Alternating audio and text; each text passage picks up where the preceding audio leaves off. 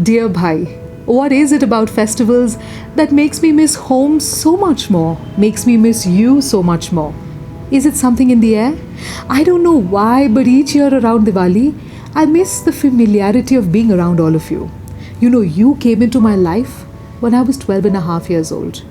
At that point, I don't think I knew what love was, but if love was crying because your brother had been bullied by his friends in the park, then maybe I loved you. If love was sharing stories and talking to you each night for 10 minutes in the darkness after mummy had switched off the lights, talking secretly with you, then maybe I loved you. Somehow, after I went away to college and the physical distances between the two of us grew, our love grew as well. Do you remember we used to make secret names for all the people we didn't like? Do you remember how we fought for laddus during Diwali and how we fought for Maggie throughout the year? I miss you. My work takes me to good restaurants very, very often, but nothing compares to that cold aloo sabji we used to pull out of the fridge and eat in the middle of the night sometimes when we were watching Hindi movies. Life is good here, even great. This beautiful autumn brings with it the promise of a great winter. Somehow Diwali has never been so cold and beautiful before. We're looking forward to celebrating with a lot of joy this year. And this year I'm thinking more about the traditions than the rituals we celebrate. Over the last few days I've been reading up a lot more on Nepali culture. Recently I came across the most amazing festival and celebration called Mahapuja. It's celebrated traditionally by the Newar community. They believe that their body is a temple and their soul is an embodiment of God. And Mahapuja is a reminder of that. I love the symbolism of this since it reflects the importance of self-love and reminds us that whatever we do, whatever we are, we deserve to love ourselves. As I do the puja this year, our traditional Diwali puja, I'll also try and think of the Mahapuja.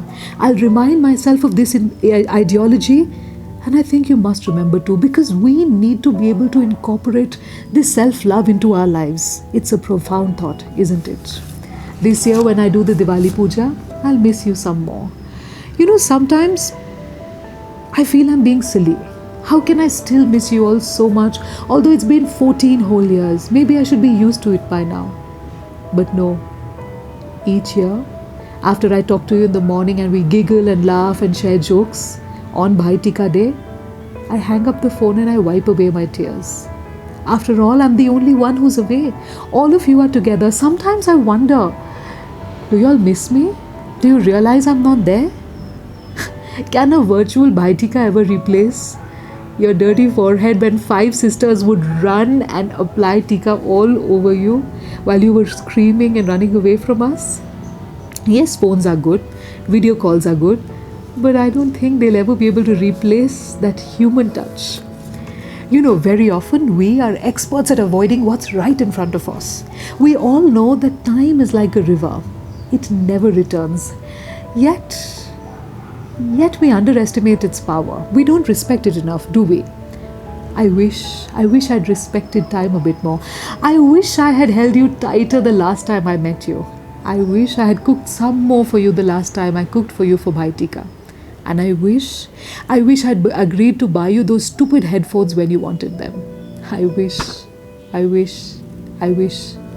But wishes don't always come true, and as people, it's our biggest challenge to accept that and make the most of whatever we have.